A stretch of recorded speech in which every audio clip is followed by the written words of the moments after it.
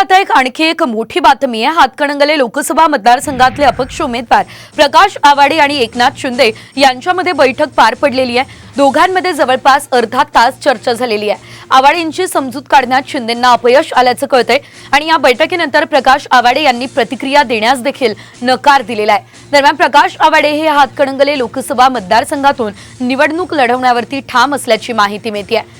या संदर्भात आपण अधिकचे अपडेट घेऊयात आमचे प्रतिनिधी रणजित माजगावकर यांच्याकडून। रणजित, आपण बघतोय शिंदे आणि आवाडेंमध्ये बैठक झाली, या बैठकीमध्ये नेमकं काय घडलेलं आहे सविस्तर?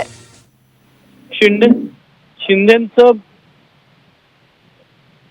मुख्यमंत्री एकनाथ शिंदे आज कोल्हापुरात दाखल झालेले आहेत आणि आवाडे यांचं बंड थंड करण्यासाठी पॅव्हिलियन हॉटेल इथं बैठक झाली। अर्धा तास या बैठकीमध्ये मोठ्या प्रमाणावर चर्चा करण्यात आली। यामध्ये चंद्रकांतदादा पाटील, त्यानंतर धनंजय महाडिक यासह अनेक नेते यावेळी उपस्थित होते।